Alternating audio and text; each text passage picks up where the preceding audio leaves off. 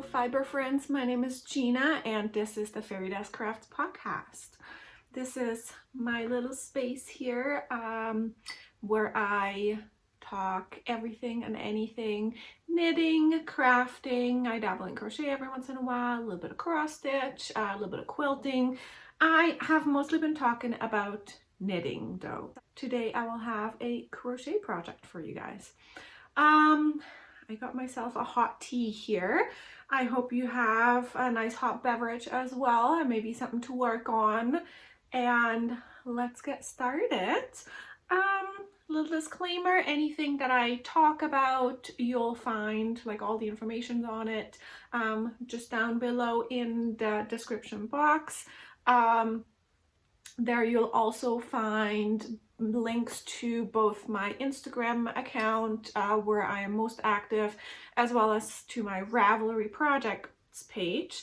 I have been really good about this. I do keep track of like all of my projects on my Ravelry Projects page. You can also find, whenever I say there's a pattern by me or pattern by Fairydust Knits, you'll find all of the notes on that in said Ravelry Projects page. So those are not full patterns, but it's for the most part like my vanilla socks. I'll just give you counts. So I'll give you like all the numbers and everything. So if you know how to knit a sock with, for the most part, a heel flap, you can recreate that sock just by using my numbers. Okay, so as I said, I have my tea here and let's get cozy. I have a bunch of stuff to talk about. I'm also wearing my Love Notes sweater. This is Love Notes by Tin Can Knits. I made mine, let's see if I can get up here. I made mine not very long. I'm wearing just like yoga pants here, but I did do a longer version instead of like the full crop, and I did long sleeves, and I didn't do anything to the sleeves, no decreases, nothing, but then I did rapid decreases for my cuffs. So this is what my cuffs look like. I prefer a cuff like this. They're like so cozy and comfy. I knit this using Drops Flora in like a flax kind of color. I don't actually know the color. Oh, actually, I have one of those right here. Here, Drops Flora Mix. This is color 808. And then I held double with Drops Kid-Silk. That one is color Rust. I do not know the number of that, but I've made this a few years ago and I don't wear it often enough. I find, like, I usually wear tank tops, but I still find it looks kind of odd just wearing a tank top, just because of the way the yoke lace pattern is placed. I'm thinking about maybe making one in just a DK weight yarn, because the original is fingering weight plus mohair, and I feel like just a DK weight would be really nice too. Things to think about. Okay, so I will talk about finished objects first. I'll show you what I finished this past week, and then I will show you my whips, whatever I'm working on right now, my works in progress. I was gonna show you a couple new acquisitions, but more on that later. And then I have a little bit of life stuff that is not like my personal life, but just like a couple things that I've been doing literally just this past weekend. So my finished object, I'm just gonna bluntly call this a finished object because I am just so close. By the time you watch this, I will have finished this sock. I have, let's see, there are 3 more pins, light bulb pins here on my first finished sock, which means I have like anywhere between like 20 and 35-ish rounds to go. before I start to toe, and I will just finish these while I edit the podcast here.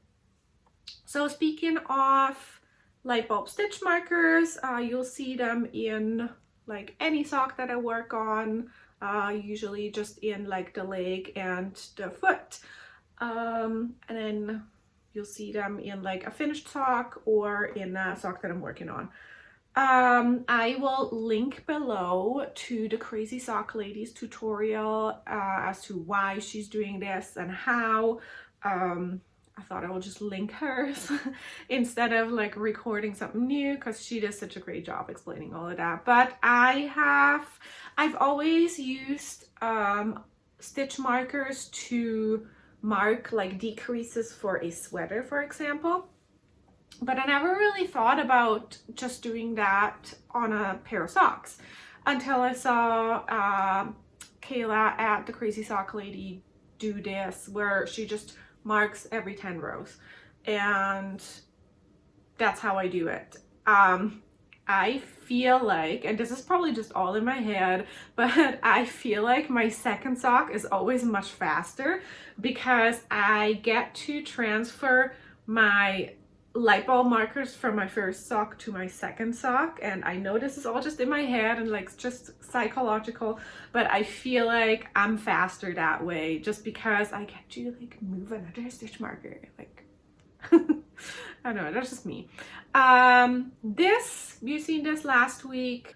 This is a vanilla sock. The pattern is by me, so you will find all of the data on this, all of the numbers on my project page. I did a Eye of the Partridge heel flap. That's like been such a hard word this week. I don't know why.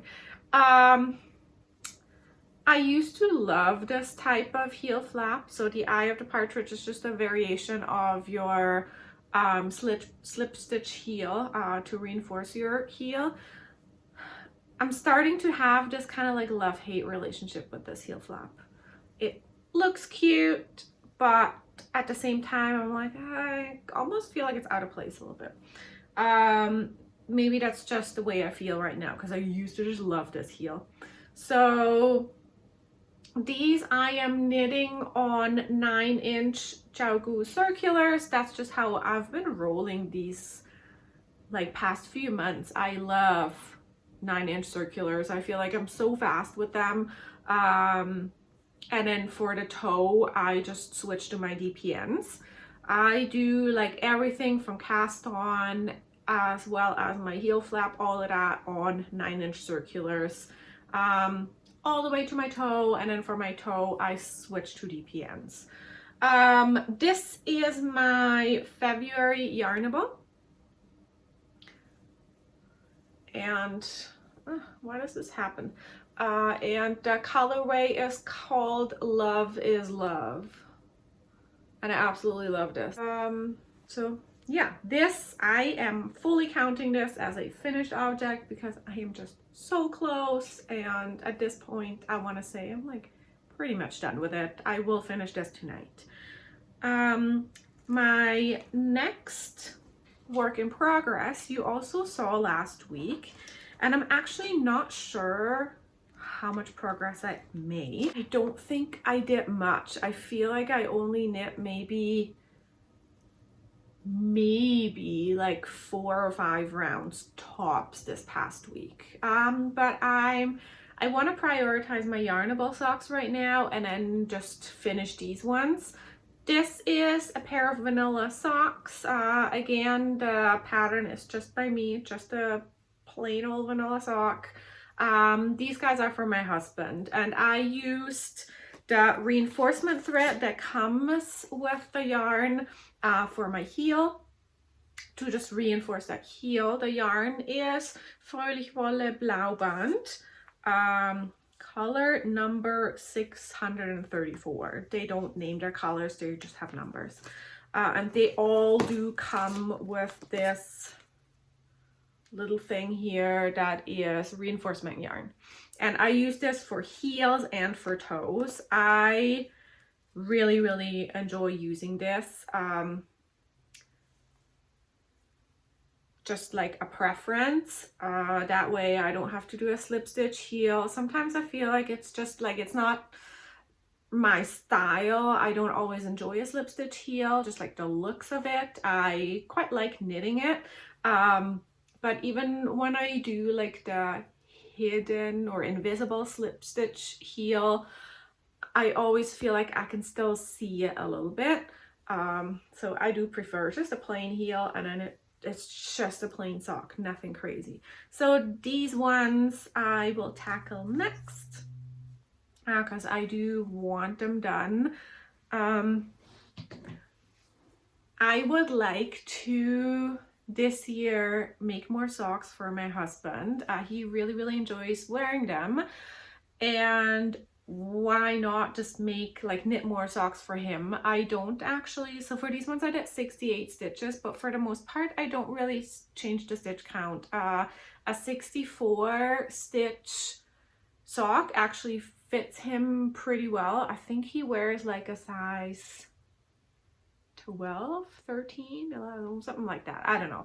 But it's because your socks need to be fitting snug, especially the first couple times you wear them, 64 stitch fits him really well actually. And then I just like obviously adjust the length appropriately, but I find for most guys a 64 inch or a 64 stitch is enough. And then once they wear them a couple times, like the sock expands a little bit anyways. So when you first try on a hand knit sock, it should fit really tight. And then after a couple hours, all of those stitches kind of like move into place. As long as if your gauge is not super tight. So like the sock will be tight, but the gauge is not like a brick, if that makes sense.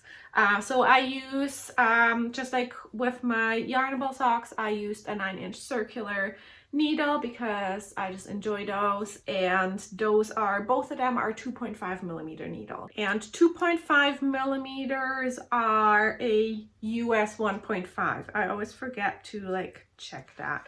And I actually put aside another needle so I can start, like once I'm done with the gusset for his sock, I'm gonna start with the second sock and then do the rest of it like 2 at a time on 2 different needles.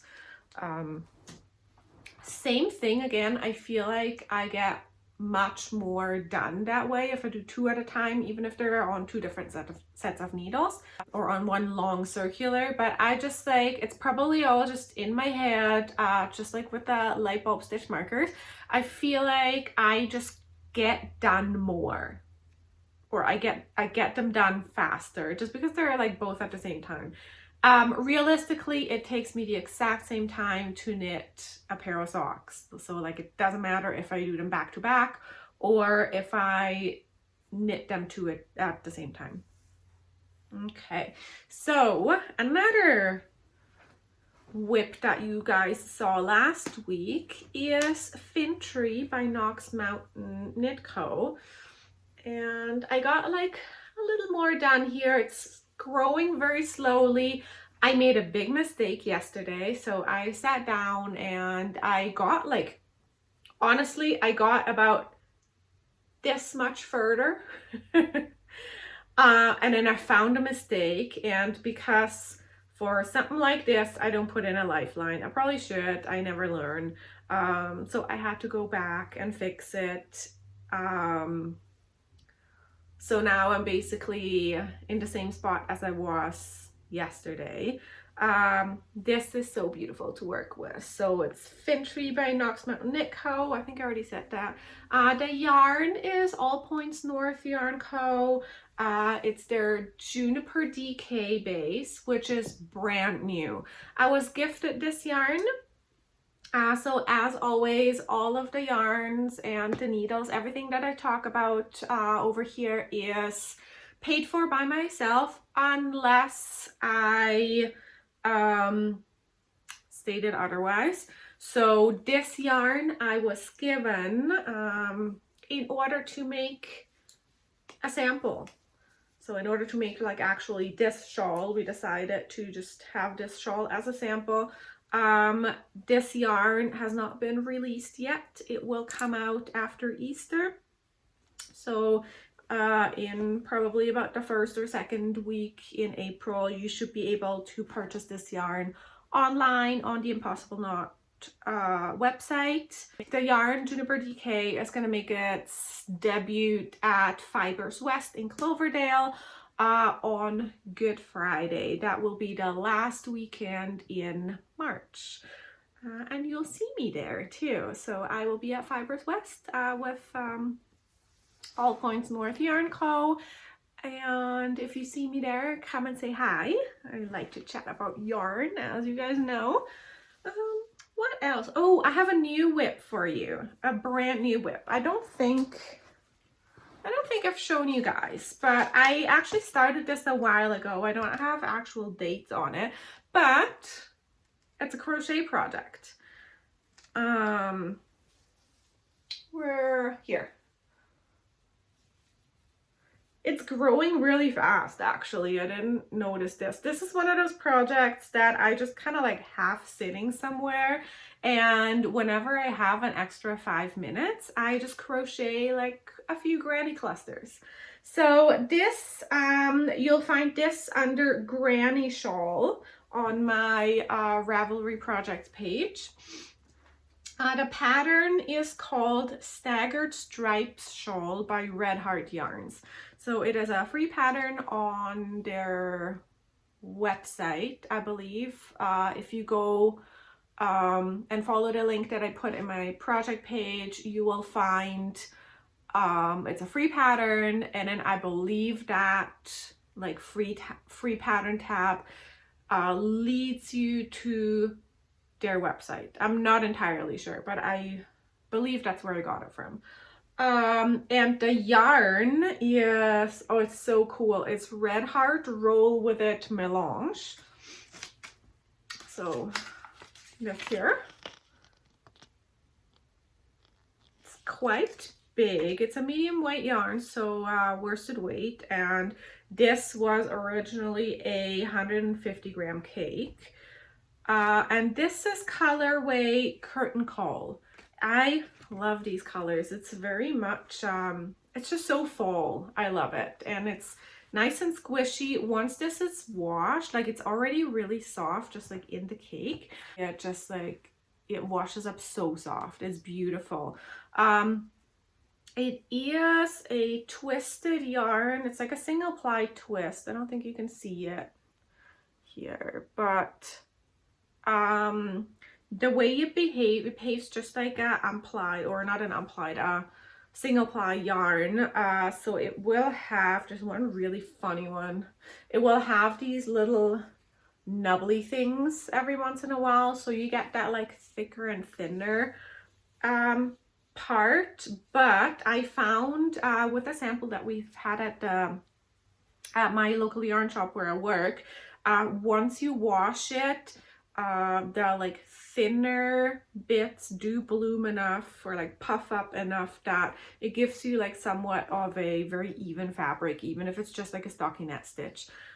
But yeah, I've been working on this. I really like it, and I learned a little while ago that so your crochet doesn't unravel, because like you just have to loop, and then like your crochet hook never ever sits or like stays in there, so you just put a little pin in that. I've never done that. I would just like pull out a big loop and hope that the yarn doesn't get caught on anything, and if it does, it just unravels a little bit. But yeah, this is really smart. You know, I learn even after like what, 30 something years of knowing how to crochet. This was new to me. I'm using a 5.5 millimeter hook.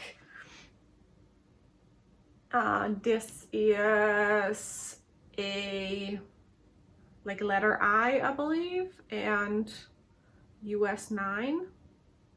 I don't know all the like the little numbers and everything, but it's a 5.5 millimeter hook. this was fun. I think what I'm gonna do is, it is a shawl and it has to be like quite a bit bigger. I want it to be like big and oversized. So it's something that I just throw on while I'm sitting at home and I'm a little chilly. I'm gonna finish this. I have 2 of these, so I'm gonna finish this and see how big it is. I would love to make tassels and add like tassels on all the 3 corners, but we'll see. So maybe I'll break into the second one. I'm like, the longer I've looked at it, the more I was like, oh, maybe I should have done like a blanket, but I'll just stick to this. I'm really enjoying this. It's so much fun. Like, I forget how much fun just a very simple, like, this is just granny clusters, right? Forget how much fun just like a simple crochet stitch is. And then last but not least, I have finished my February portion for my Polka Dot Creek blanket. So this is the Polka Dot Creek Blanket Club for 2024, where you get a, like ends everywhere, where you get different little yarn bouquet every month. And that gives you 9 little 10-gram minis. I think they're 10 grams. But this is January and February. So February was red. And I'm knitting this with my Signature Arts straight needles. These guys are 2.75 millimeters. Gives me a nice squishy fabric. It's tight enough, not like super flimsy. I quite like that. I do gotta say, if you make a blanket like this, this is The Coziest Memory by Kemper Ray. If you do anything like this, make sure that you weave in your ends as you go. So all of my ends are actually woven in. I just haven't like clipped them off, but they're all woven in. As soon as I get to a point where I have 4 squares, so like 1, 2, 3, 4, I weave in my ends. That way I'm like on it, and I am leaving the ones on the outside and then weave those in once I have like a border or something around it. I will put a border around this, I just don't know exactly how or what. But yeah, this is actually kind of fun, and this was February, so I'm like a few days ahead. And I thought maybe let's just open March. It's orange. So let me just make a little bit of noise and open this. Oh, these are so pretty. I'll give them a little shake so they loosen all up. Oh, it's like reds or like oranges and yellows. And I love how it goes, like there's still a couple of them that are almost a little red, right? Like a burnt orange here, and then they go a little lighter into yellow, which almost makes me wonder, is April gonna be yellow? I hope so. That'd be really cool. So these are my little minis, March 2024, and yes, they are 10-gram minis, 45 yards each. And each little set comes with this tiny little thing of hand cream and matching light bulb stitch markers. These just won't show up, okay, but they're like orange light bulbs. So what I've been doing so far is I actually like use one of these to mark my centers, and it like brings me so much joy. It's like such a small little petty thing, but it brings me so much joy to have like color coordinated things and like things that go together. So I'm actually, I think, gonna wind these and maybe just get started a little early. Why not? I wanted to show you, as I said earlier, I want to show you new acquisitions. Okay, now hear this. I live rural and we don't get our mail delivered to our house like some people do. We have what's called community mailboxes. They're basically PO boxes. that are, if you've ever, like if you live rural, you know what I'm talking about. I've seen some communities and like the suburbs who have the same idea. So you have like a community, and wherever the entrance to your community is, there's like these Canada Post mailboxes, and you have a box, like a basically a PO box there. So all of our mail gets delivered to one of those. And this afternoon, it was my day off today, so this afternoon I drove up to the mailbox, which is, for us, it's kind of like a little bit elevated, and it's always really windy up there. So the last few days it's been like warm and cold and warm and cold. So today, and I didn't realize this, it looked really warm outside, although it did snow a little earlier, but I'm like, oh, it's snowing, it's not that cold, right? So as I'm driving there, and I'm wearing sneakers and my yoga pants and like a cardigan, not even, it's just like a hoodie, so like no jacket, nothing, and I drive up there, and I already had to like use a tiny little bit of force to get into my mailbox, until I realized that there's like this tiny little bit of ice just like on this ledge where like you open your mailbox. So I like grabbed my keychain and like scraped it off, and I noticed that there was a key for like one of the larger parcel boxes in there. So I was like, okay, I knew that it may be a little bit of a larger box, so it doesn't fit in our smaller little mailbox. So there's parcel boxes. So you either grab it from the parcel box, which is usually just underneath your regular mailbox, or you get a pickup slip for the post office. Most people are like familiar with those. But I didn't get a pickup slip. I got a key in there for a parcel box, and I could not get that thing open. So with my mailbox, I was able to like scrape off the ice that had, so it must have just melted and then frozen shut because it's pretty windy up there. So I was able to kind of like scrap it off a little bit, because then I had my mailbox open but couldn't get it shut anymore. So I had to like scrape all that off, and then I get to a point where like I knew that it was the right key, because I was like, is this the wrong mailbox? Is it like, or the wrong parcel box? So I like checked the key like a million times that it said the same number on it, and yeah, I couldn't get it open. So I gave up. I threw the key back into my mailbox. I will try again tomorrow. But there are a couple books in there, knitting books, and there is a little bit of yarn, nothing crazy, just sock yarn for my husband that I bought like specifically for him, and a little gadgety kind of thing, and I wanted to show you guys today, but it will have to wait till our next podcast because I could not get our mailbox open. It happens. It is winter and we live rural. What can I do? So no new acquisitions for you today. I have a little bit of life stuff to talk about, and it involves my WIPs, my works in progress. For you guys who, if you are new here, my main purpose of like being here in this space on YouTube is because I called it like the WIP graveyard. I have so many works in progress that I needed somebody to hold me accountable. So I would really just like do something with those works in progress. I want to get to a point where my works in progress are really just my works in progress. They're not unfinished objects. They are projects that I work on like semi-regularly. So I would like to have, you know, 1 or 2 pairs of socks, maybe a garment. I'm kind of like unsure. I'm always on the fence with garments, and a blanket or 2, but like nothing crazy. I think I was at one point at like 32 or so works in progress / UFO, unfinished objects.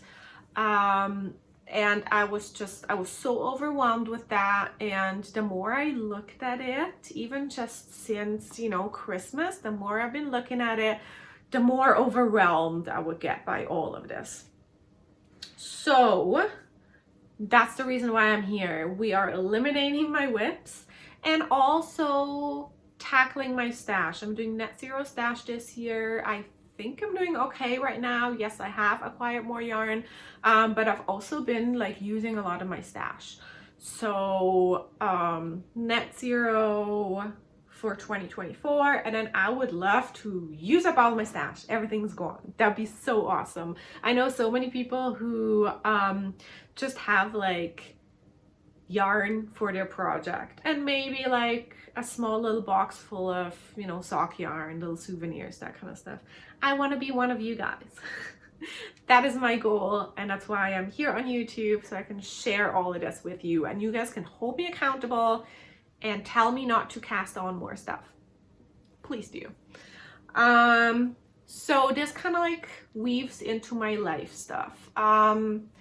I don't want to talk about like life for the most part. Like, yes, I will mention, like, drop a couple of things what I've done or like what happened, but for the most part this podcast here is just really for, you know, nerding out about yarn and knitting and crocheting and quilting. So last Saturday, February 2024, and if I look down here, I have all of my notes here written on paper. February 2024 was a full moon, and it was, February's full moon is called the snow moon in our northern hemisphere right here. Because snow moon is because there's usually like quite an accumulation of snow in the month of February, pretty much anywhere. And funny enough, it actually was snowing on Saturday, so that was kind of cool. But the snow moon stands for purity, renewal, and the transition from winter's introspection to spring's optimism. So if you're a gardener, now is actually probably the time when you start, not already like planning out, but when you start thinking about your garden and your crop and like seeds and like all of that, like what you want to do and your schedule for the new year.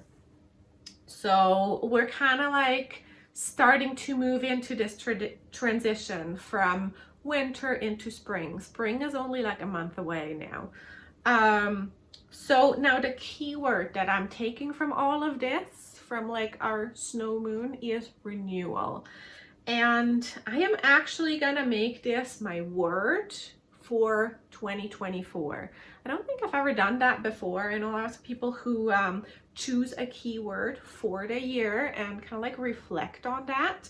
And I don't think I've ever done this, but seeing what's already happened only in these like past 2 months of 2024, the word renewal seemed very fitting. You may remember that I did leave one of my 2 daytime jobs, so now I only work my 1 daytime job, and it feels absolutely amazing. Just having all of that off my shoulders. So yeah, I feel like that seems to be like the theme this year. So in 2024, I do want to make some changes and just kind of like focus on the smaller things. So there is lots more to come. I am actually like eliminating things, and not just yarn, just like itty bitty little things in general. So I talked to my husband about this morning. We had like, you know, just a little sit down, we talk about things. And he actually recommended applying the snowball principle to this like current dilemma that I have of just having too much on my plate and just feeling overwhelmed with like pretty much anything. But do it in reverse. So using that snowball principle, but flip it around and do the whole thing in reverse. So instead of eliminating like a small little thing first, it actually, he says it should be the largest item that consumes all of my time and the largest item that gets me most overwhelmed, which is knitting. Not just like knitting, but like I do knit for profit, so I do actually like knit items, product for sale and like all of that stuff. And I'm just gonna, you know, focus on this whole like snowball principle for, let's say, a couple months or so. Let's see what happens.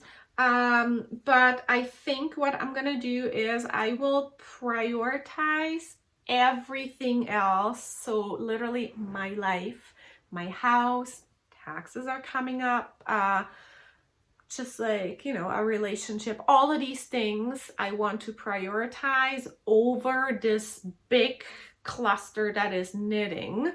And then treat knitting again like a hobby, like the craft that it is. It's not a job for me. Part of it is, but for the most part, like I don't have to do this, and it's okay if I drop it. So here's what I did. And I had this like weird feeling already, and it's probably the full moon doing its thing. But what I did this last weekend, so like Sunday and today, Monday, I pulled out all of my whips again, just like I did when I started this podcast, and just like I did at the beginning of the year. I pulled them all out and I looked at all of them. Obviously the ones that I'm actively working on, those are like actually in front of the TV right now, being kind of like on their 2 days timeout.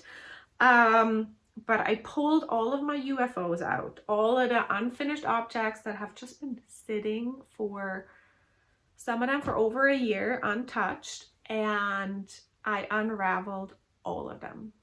Except, this is the big exception, socks. Socks are like, you know, they're just tiny little things. They sit in, like some of them I have like literally, they're not even in a bag, they just sit. Socks are things that I will just pull one out, and it's like very manageable at this point. There's not a lot of stuff anymore, and it feels so good. I'm just gonna woo and everything falls. Okay. But I unraveled like a couple sweaters. Some of them, like one of them, I was done, like I was pretty much done. I had like not even a quarter left anymore. But I had just been sitting for so long, so now I have that yarn again. Now I can actually, when I want to start something new, I can pull out fresh yarn. I don't have to worry about, oh, but there's stuff that's unfinished sitting over there in a crate somewhere and it wants to be finished. I don't have to worry about that anymore. I can cast on new things. And you know what? It feels so liberating. It's weird. So yes, I still have like probably 10 pairs of socks of like UFOs. I'm just talking UFOs, projects that have been sitting there for like months. They're all just socks. I think that's it. Like I don't think I have, and a couple fingerless mittens, but even those I'm actually considering just pulling them out. Like it's just if I haven't finished them, like especially fingerless mittens where it takes me like what, 6 hours to make a full pair. If I haven't finished those like right away, then chances that they're never gonna get finished are very high, like up here high. So I did that and it feels so great. And to all of you guys who feel overwhelmed by all of the projects that you have sitting around, give it a try. Have a look at them. And I kind of like Marie Kondo'd everything. I sat there and I looked at everything. I took like 4 hours to do this, at least. Literally like half of yesterday's afternoon and half of today's afternoon. And I just sat and I looked at it and I asked myself, does it bring me joy? And that is a yes or no answer. And all of them were like, no, not really. Do I want to even finish it? Not really. So I pulled everything out. I put the yarn away. Where I have patterns to go with it, I put the patterns away. I have like all my binders up here. Put those away. So if I feel like, yeah, I really want to make this sweater, I just pull it back out. I pull out like everything that I need, maybe a different yarn, probably actually a different yarn, and just make it, and make it my priority, my number one project. One thing that I did not, that has been sitting for a while, but that I did not frog, is my November cardigan, because I have actually kind of semi-actively been working on it. So I would pull it out and just do, you know, just 10 minutes, like 3-4 rounds of my sleeve. I really am working on it, just not as much as I probably should be. But yeah, it feels absolutely great. Have you ever done anything like that, you guys? Like, do you unravel and frog projects regularly? Do you just sit down and finish them? Are you somebody who has multiple whips, or are you a one project person? I have actually like a couple friends who are single project people, and it amazes me. It's so amazing. And they make sweaters like so fast because that's the only thing they focus on. And I don't want to be that person. I always want like a pair of socks that I just have when I need something to, you know, like free my mind. Something that's just plain knitting. But because I've become this like process knitter over product knitter in the last like couple of years or so, I do really just want to knit on the one project. Now, I think, and like maybe I'm looking at it the wrong way, but do you think that blankets are an exception? Like, I haven't unraveled any blankets that I have, mostly because like all of them right now I'm just focusing on. I have one that I haven't worked on in like a while, but do you think blankets are kind of like the exception to the rule? Should I not worry about blankets?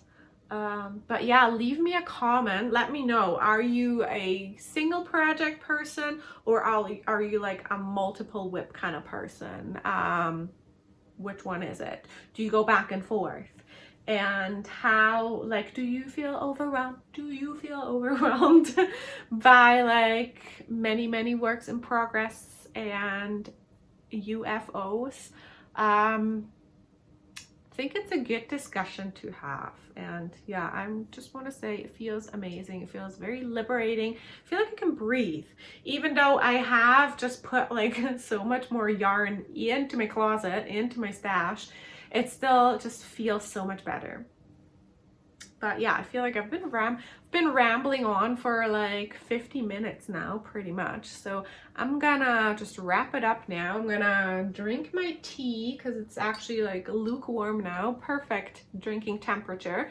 And I'm gonna go and edit this podcast and finish my yarnable sock for the month. And just have a little look around my craft room, because I have like so many project bags and crates and everything left over now, and so great. So anyways, leave me a comment down below if you liked what you heard today, and you are not yet a subscriber. Hit the little subscribe button, give me a thumbs up, and I hope to see you guys again next week when we talk more about blankets. Wink wink. In the meantime, happy crafting, and see you guys soon. Bye.